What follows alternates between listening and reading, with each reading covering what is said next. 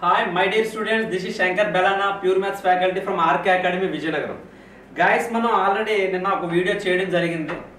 AP state కి సంబంధించి ఎస్ఎస్జిడి యొక్క కట్ ఆఫ్ ఎలా ఉంటుంది అనేది.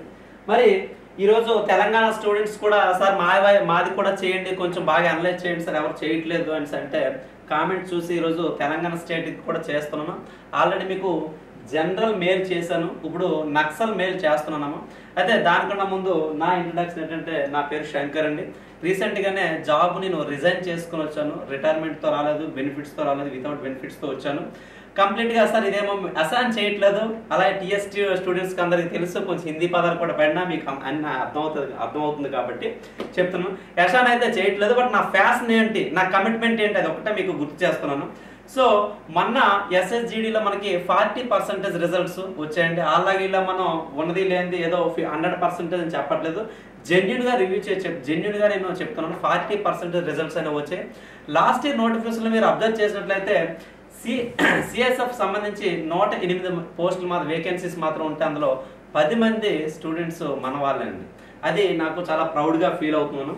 సో నెక్స్ట్ ఇప్పుడు ఏంటంటే, ఇప్పుడు ఈ 40-50 కాదు సార్, నాకు కావాల్సింది 100% రిజల్ట్స్ కావాలంటే నేను ఏం చేయాలి, నాకు నా దగ్గరికి వచ్చిన స్టూడెంట్ ప్రతి ఒక్కరు జాబ్లో జాయిన్ అవ్వాలంటే నేను ఏం చేయాలని చెప్పి ఆలోచించుకునే నేను ఒక నిర్ణయం తీసుకున్నానంటే, లాంగ్ టర్మ్ బ్యాచ్ కంప్లీట్గా 6 నెలలు స్టూడెంట్ అనేవాడు కంప్లీట్గా ఆడి మైండ్ని, ఆడి సమయాన్ని, ఆడి బాడీని నాకు కానీ సరెండర్ చేస్తే, ఈ 6 నెలలు కూడా ఎటువంటి ఫోన్స్ ఎలా ఉండదు సార్ మన హాస్టల్లో, ఫోన్ అనేది ఎలా ఉండదు కంప్లీట్గా. అయితే క్లాస్ రూమ్లో మా అబ్జర్వేషన్ ఉండాలి, లేదంటే కోచ్ అబ్జర్వేషన్ ఉండాలి. ఇద్దరు వ్యక్తుల అండర్లో మీరు ఉండాలండి. ఎటువంటి మొబైల్స్ అనేవి మీకు ఎలా చేయను. సో మార్నింగ్ 6 to 8 వరకు గ్రౌండ్ ప్రాక్టీస్ చేయించి 9:30 to 1:30 క్లాసెస్ చేపిస్తాం. 1:30 నుంచి ఒక 1.5 hour ఏమో మీకు లంచ్ బ్రేక్ ఉంటుంది. మళ్ళీ 3 to 5:30 క్లాసెస్ అవుతాయి సార్. 5:30 to 6:30 మీరు ఈ రోజు అయిన క్లాస్ అంతా చాలా ఒళ్ళు జాగ్రత్తగా పెట్టుకొని క్లియర్గా చెప్తున్నామా. నేను బ్యాచ్ కూడా ఆ విధంగా స్టార్ట్ చేస్తాను. ఒక డిఫెన్స్ పర్సన్ కాబట్టి అంతే డిసిప్లిన్ కూడా నాకు కావాలి. చాలా నీట్గా చెప్తున్నా, ఒళ్ళు దగ్గర పెట్టుకొని ఆ 1 hour మీరు రివిజన్ చేసుకుని రెడీగా ఉండాలి. ఎందుకంటే నెక్స్ట్ అవర్లో 6:30 to 7:30 అనేది ఈ రోజు అయిన సిలబస్ మీద మీకు ఎగ్జామ్ ఉంటుంది. ప్లస్ స్కోరింగ్ కూడా వెంటనే చెప్పడం జరుగుతుంది. మరి 7:30 నుంచి 9 వరకు 1.5 hour మీకు టైం ఇవ్వడం జరుగుతుంది. ఫ్రెష్ అప్ అయ్యి మీరు డిన్నర్ చేసుకొని అన్ని ముగించుకొని క్లాస్ రూమ్లో మీరు ప్రెసెంట్ 9 o'clock ఉండాలి, కూర్చొని ఉండాలి. లేదంటే నిర్మోహమాటంగా మీకు రోడ్డు పైన ఆన్ ద హ్యాండ్స్ డౌన్ అనేది వేయించేస్తాను. సో ఫిక్స్ అయ్యండి. కంప్లీట్గా నాకు కమిట్మెంట్తో నేను వచ్చాను కాబట్టి మీరు కూడా అదే కమిట్మెంట్తో వస్తారండి. మీకు యూనిఫామ్ వేయించి ఇంటికి పంపించే బాధ్యత నాది. ఇదంతా కూడా సిలబస్ 3 monthsలో కంప్లీట్ చేద్దాం అనుకున్నాను. 3 monthsలో కంప్లీట్ అయ్యాక మీకు రిమైనింగ్ 3 months అనేది 100 టెస్ట్ సిరీస్ అనేది ప్రాక్టీస్ చేయిస్తామండి. ఎవరి కోసం జాబ్ రాదో నేను చూస్తాను సార్, ఓకేనా. మీరు కమిట్మెంట్తో ఉంటే నా దగ్గరకు వచ్చేయండి, నేను అదే కమిట్మెంట్తో మీకు యూనిఫామ్ వేయించే ఇంటికి పంపిస్తానండి. మీరు పెద్ద డిఫెన్స్ అకాడమీస్లో 1,50,000, 1,60,000, 2 లక్షలు కూడా కట్టేస్తున్నారు. నేను చాలా తక్కువ ఫీజే మీకు ఆల్రెడీ డిజైన్ చేశానండి. సో నా దగ్గరికి రండి, జాబ్ కొట్టించే బాధ్యత నాదండి. మీరు రెడీ అయితే నా దగ్గరికి వచ్చేయండి హ్యాపీగా. ఈ నెంబర్స్తో మీరు ఇక్కడ ఈ నెంబర్స్ ఉన్నాయండి బోర్డు పైన, వాటిపై కాల్ చేసి మీరు రిజిస్ట్రేషన్ చేసుకున్నాము. మరి ఇక్కడ ఏంటంటే మనకి డిజిటల్ క్లాస్ రూమ్స్ సార్ కంప్లీట్గా. అంటే డిజిటల్ క్లాస్ రూమ్స్ అంటే సార్ నార్మల్ కూడా చెప్పుకోవచ్చు అండి, డిజిటల్ క్లాస్ రూమ్ కూడా చెప్పుకోవచ్చు, నార్మల్ కూడా చెప్పుకోవచ్చు. మరి ఏంటంటే ఇది సోయింగ్ కాదు, సిలబస్ త్వరగా అవుతుంది. ఎంత త్వరగా మనకు సిలబస్ అయితే అంత త్వరగా మనం ప్రాక్టీస్ చేయొచ్చు, టెస్ట్ సిరీస్ ప్రాక్టీస్ చేయొచ్చు, రివిజన్ చేసుకోవచ్చు. సో అందుకు ఈ డిజిటల్ క్లాస్ రూమ్స్ అనేవి మనకు యూజ్ అవుతాయి. అంతే తప్ప ఇక్కడ షోయింగ్ కాదు, ఏమీ లేదు. డిజిటల్ క్లాస్ రూమ్స్ ఉంటాయి. అడ్వాన్స్డ్ షార్ట్ కట్స్ అండి. మీరు ఒక్కసారి మా డెమో వినండి, చాలా బాగుంటాయి షార్ట్ కట్స్ అనేవి. నేను 50% సిలబస్, నేను ప్యూర్ మ్యాథ్స్ ఫ్యాకల్టీగా చెప్తున్నాను. 50% సిలబస్ పెన్ పేపర్ లేకుండా చేయించే బాధ్యత నాది సార్, ఓకేనా. నెక్స్ట్ రిజల్ట్ ఓరియంటెడ్ అప్రోచ్, అది ఆటోమేటిక్గా అర్థమై ఉంటుంది మన కమిట్మెంట్ బట్టి. కాన్సెప్చువల్ క్లారిటీ, ఎక్స్ మెథడ్ ఎలాగో చెప్తాం, ఎందుకంటే నాన్ మ్యాథమెటిక్స్ స్టూడెంట్స్ చాలా మంది భయపడతారు కాబట్టి వీక్ స్టూడెంట్స్ని, నాన్ మ్యాథమెటిక్స్ స్టూడెంట్స్ని మైండ్లో ఉంచుకొని ఎక్స్ మెథడ్ చెప్పి తర్వాత షార్ట్ కట్కి లేదా థాట్ ప్రాసెస్ లేదా అప్రాక్సిమేషన్ మెథడ్ లేదా ఎలిమినేషన్ మెథడ్ లేదా నెంబర్ ఆఫ్ షార్ట్ కట్స్ ఉన్నాయి, ఇవన్నీ కూడా మీకు చెప్పడం జరుగుతుంది. అలాగే జాబ్ డిసైడెడ్ మెటీరియల్ అంటే ఏదో మీకు ప్రిపేర్ ఎస్ఎస్జిడి అయితే ఎస్ఐ మెటీరియల్ అవసరం అండి మనకి. ఎస్ఐ మెటీరియల్ అవసరం అన్నాను, గ్రూప్స్ మెటీరియల్ మనకు అవసరం, మీరు చెప్పండి సార్ అవసరం కాదు కదా. సో ఎస్ఎస్జిడి స్ట్రాటజీ ప్రకారం మిమ్మల్ని డిజైన్ చేసి జాబ్ మీరు కొట్టాలి, మన పేరు చెప్పుకోవాలి, శంకర్ అన్న పేరు చెప్పుకోవాలి. సో శంకర్ అన్న దగ్గరికి వెళ్ళాను, జాబ్ కొట్టాను, ఇది ఒక్కటే నినాదం ఉండాలి. నెక్స్ట్ ఏమో డైలీ స్టడీ అవర్స్, చెప్పాను కదా స్టడీ అవర్స్ ఉంటుంది 9 to 10:30. అలాగే special focus on non mathematics students చెప్పాను కదండి. Next chapter wise test series ఇప్పుడే చెప్పాను కదండి, ఈవినింగ్ 6:30 to 7:30 ఒక టెస్ట్ ఉంటుంది. Weekly grand test, weekly Sunday టైంలో ఇంకేం ఉండదు, హ్యాపీగా ఎంజాయ్ చేయడం. ఏంటి ఎంజాయ్ అంటే కంప్లీట్గా ఈ 1 week అయిన సిలబస్ మిమ్మల్ని కూర్చోబెట్టి ఒక 2 hours 3 hours టైం ఇస్తున్నా రివిజన్ చేసుకుంటని. మీరు రివిజన్ చేసుకున్నాక ఒక గ్రాండ్ టెస్ట్ పెడతాను 100 marksకి అయిన సిలబస్ మీద, దాని మీద మీకు ఎక్స్ప్లెనేషన్ ఉంటుంది. అది అయ్యాక హ్యాపీగా మధ్యాహ్నం బిర్యానీ తినేసి ఒక కొంచెం రెస్ట్ తీసుకుని మీరు ఒక 2-3 hours మీకు ఫోన్ ఇస్తాను, హ్యాపీగా మీ గర్ల్ ఫ్రెండ్స్తో లేదంటే పేరెంట్స్తో మీ ఫ్రెండ్స్తో మాట్లాడుకుంటారు. మళ్ళీ మీరు సబ్మిట్ చేసేయాలి. ఈవినింగ్ యాజ్ యూజువల్గా మనకి స్టడీ అవర్స్ స్టార్ట్ అయిపోతుంది. ఇది మన ప్రోగ్రామ్, చాలా బాగుంటుంది, మీరు ఎంజాయ్ చేస్తారు, జాబ్ కూడా కొడతారు. అలాగే 100 గ్రాండ్ టెస్ట్స్ అనేవి మీకు ఇవ్వడం, అలాగే ఎక్స్ప్లెనేషన్ కూడా జరుగుతుంది. ఇందులో ఒక 70 టెస్ట్ సిరీస్ అనేవి 70 టెస్ట్స్ అనేవి మీకు ఆఫ్లైన్ అంటే ఒక 30 టెస్ట్స్ అనేవి ప్లాన్ చేస్తున్నానమ్మా నేను ఆన్లైన్ పెట్టడానికి. ఓకేనా? సో ఇది మన యొక్క ప్లానింగ్, మన ఫ్యాకల్టీ, మన రిజల్ట్స్ ఇవి. సో నాకు కావాల్సింది అందరూ సిఎస్ఎఫ్ఏ కొట్టాలి, అందరూ ఎస్ఎస్ఎఫ్ఏ కొట్టాలి, అది నా టార్గెట్. మరి మీ టార్గెట్ కూడా నా టార్గెట్తో మ్యాచ్ అయితే హ్యాపీగా వచ్చి శంకరన్నతో జాయిన్ అవ్వండి, మీకు జాబ్ పుట్టించే బాధ్యత నాది. ఓకేనా గైస్? మరి రిజల్ట్స్ కోసం వెళ్తే ముందుకి ఒకసారి చూడండి. నక్సల్ ఏరియాలో తెలంగాణ స్టేట్కి సంబంధించి బిఎస్ఎఫ్, సిఎస్ఎఫ్, సిఆర్పిఎఫ్, ఎస్ఎస్బి, ఐటీబీపీఆర్ ఈ 6 వింగ్స్లో ఇంతకుముందు మనం చూసుకున్నట్లయితే మనకి 25 పోస్టులు ఉండేవి, ఇప్పుడు ఓన్లీ 13 మాత్రమే. ఇక్కడేమో సిఎస్ఎఫ్కి వచ్చేటప్పటికి 05 కానీ ఇంక్రీజ్ అయ్యాయండి, వెరీ గుడ్. ఇక్కడేమో సిఆర్ఎఫ్కి వచ్చేటప్పుడు 10 ఉండేవి, ఓన్లీ 3 పోస్టులు మాత్రమే. ఎస్ఎస్బికి వచ్చేటప్పుడు ఓన్లీ 21 మాత్రమే. ఐటీబీపీ ఓన్లీ 05 మాత్రమే. ఏఆర్కి వచ్చేటప్పుడు ఓన్లీ 04 మాత్రమే. సో ఏం అర్థం అవుతుందంటే మనకి క్లియర్గా నోటిఫికేషన్ చూసాం already. Last year notification 50,000 plus, ఇప్పుడు నోటిఫికేషన్ 26,000 ప్లస్. ఇందులో క్లారిటీ ఉంది కదా. మరి ఈ విధంగా ఉండేటప్పుడు మరి కట్ ఆఫ్ అనేది పెరుగుద్దా తగ్గుద్దా? ఫస్ట్ థింగ్ ఇది మన యొక్క అనలైసిస్. ఫస్ట్ సెకండ్ పాయింట్ ఏంటంటే చాలా వరకు స్టూడెంట్స్ ఏమన్నారంటే సార్ ఈజీగా ఇచ్చారు సార్, 35 బిట్స్ పెడతాను అర్థమెటిక్ రీజనింగ్. ఒక అర్థమెటిక్ రీజనింగ్ పెట్టాలంటే బుర్ర ఉండాలి సార్, బుర్ర ఉండాలి. జీకే బుర్ర అవసరం లేదు, చదివి బైహార్ట్ చేస్తే ఏమో ఆ బిట్లో రిలేటెడ్గా వస్తే మనం పెట్టగలం. కానీ అర్థమెటిక్ రీజనింగ్ చేయాలంటే కొంచెం లాజికల్ బ్రెయిన్ ఉండాలి. మరి 35 పిల్లలు, ఒక యావరేజ్ స్టూడెంట్ ఒక 60-70% చదివిన స్టూడెంట్ ఒక 35 పెట్టగలిగితే మరి కట్ ఆఫ్ పెరుగుద్దా తగ్గుద్దా అంటే, సో పేపర్ యొక్క టఫ్నెస్ని బట్టి మనం ఏం చేయొచ్చు అంటే, పేపర్ యొక్క టఫ్నెస్ని బట్టి మనం ఏం చెప్పొచ్చు అంటే, టఫ్నెస్ని బట్టి కూడా మనం మెరిట్ని కట్ ఆఫ్ని డిసైడ్ చేయొచ్చు. అలా ఇంకో విషయం ఏంటంటే మరి ప్రతి నోటిఫికేషన్లో ఈ రీసెంట్గా 2 నోటిఫికేషన్లు క్లియర్ అయిపోయాయి 2019 ఇప్పుడు. మరి ఈ 2 నోటిఫికేషన్లో మిస్ అయిన స్టూడెంట్స్ జస్ట్ 0.5లోను 0.2లోను లేదంటే చిన్నగా రన్నింగ్లోను ఈ విధంగా మిస్ అయిన స్టూడెంట్స్ అందరూ కూడా మీకు కాంపిటీషన్ ఉంటారు. ఓకేనా? సో వాళ్ళు వెల్ ఎక్స్పీరియన్స్డ్, అలాగే వెల్ స్టడీడ్ వీళ్ళందరూ కూడా. మరి at the same time just fresher చాకుల్లాగా ఉంటారు కుర్రలు. మరి వాళ్ళు కూడా వితిన్ 3 monthsలో 6 monthsలో కూడా జాబులు కొట్టిన కుర్రాలు, ఎందుకంటే వాళ్ళ యొక్క మైండ్ అంత షార్ప్ ఉంటుంది. మరి వీళ్ళు డేంజరే, వాళ్ళు డేంజర్, ఆ మధ్యలో ఉన్న పరిస్థితి ఏంటండి?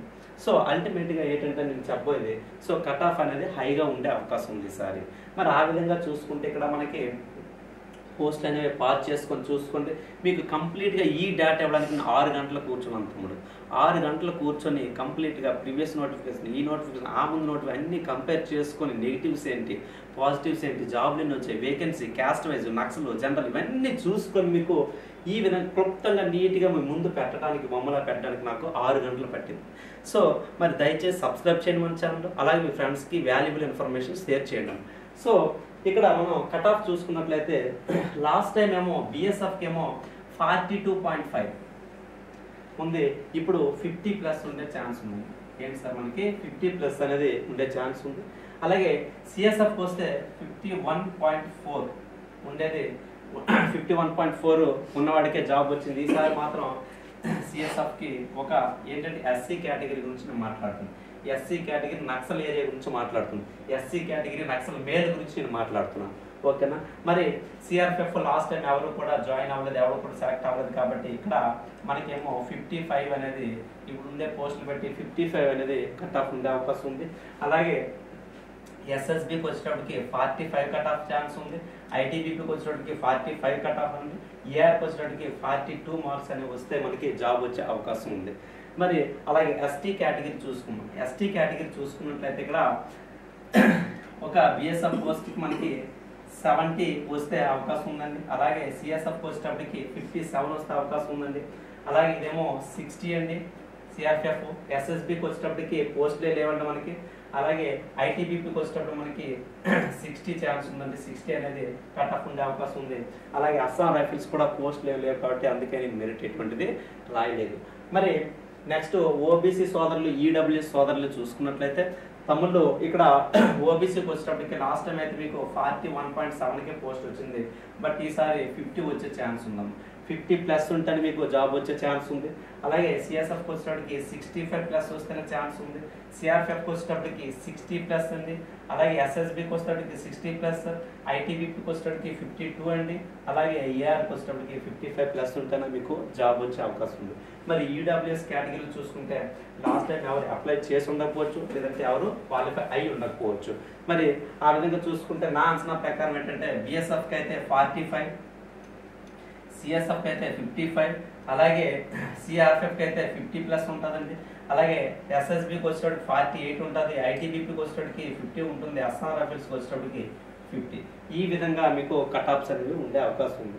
మరి యూఆర్ చూసుకున్నట్లయితే ఓపెన్ కేటగిరీలో మనకి జాబులు అయితే ఎన్ని ఉన్నాయంటే చూడండి, మొత్తం 51 ఉన్నాయండి బిఎస్ఎఫ్కి. అలాగే దీనికి సిఎస్ఎఫ్కి 65 ఉన్నాయండి, సిఆర్పిఎఫ్కి 24 ఉన్నాయి, ఎస్ఎస్బికి 28 ఉన్నాయి, ఐటీబీపీకి 27 ఉన్నాయి, అలాగే ఏఆర్కి 09 ఉన్నాయి. మరి యూఆర్లో చూసుకుంటే మొత్తం పోస్టులు ఈ విధంగా చూసుకున్నట్లయితే 11, 24, 35, 35, 42, 42, 4, 44, 44, 14, 50, 58, 2, 60 పోస్టులు అనేవి మనకు ఉన్నాయి. యూఆర్ కేటగిరీ అన్ని కేటగిరీస్ కలిపి ఒక ఓపెన్లో 60 పోస్టులు ఉన్నాయండి. మరి దానికి మన యొక్క కట్ ఆఫ్ ఎలా ఉంటుందంటే 65 ఉండే అవకాశం ఉంది సార్ మనకి బిఎస్ఎఫ్కి. Naxal area, I'm talking about the Naxal area.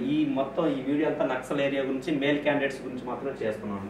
ఇక్కడేమో సిఎస్ఎఫ్ అనేటప్పటికి 75 ఉండే అవకాశం ఉంది, సిఆర్పిఎఫ్కి వచ్చేటప్పటికి 70 అండి, ఎస్ఎస్బి వచ్చేటప్పటికి 65 సార్, ఐటీబీపీకి వచ్చేటప్పటికి 65 అండి, అలాగే ఏఆర్కి వచ్చేటప్పటికి కూడా 65 ఉండే అవకాశం ఉంది. మరి ఇక్కడ టోటల్ నక్సల్ ఏరియాలో పోస్టులు ఏమో 204 అండి. ఓకేనా. ఇంతకుముందు అయితే 359 ఉండేది, లాస్ట్ నోటిఫికేషన్లో 359 అయితే ఇక్కడ 204. సో అంటే ఆల్మోస్ట్ మనకి హాఫ్ ఆఫ్ ద పోస్ట్స్ అనేవి తగ్గిపోయాయి. సో ఈ గాయస్ ఈ విధంగా మరి చూసుకుంటే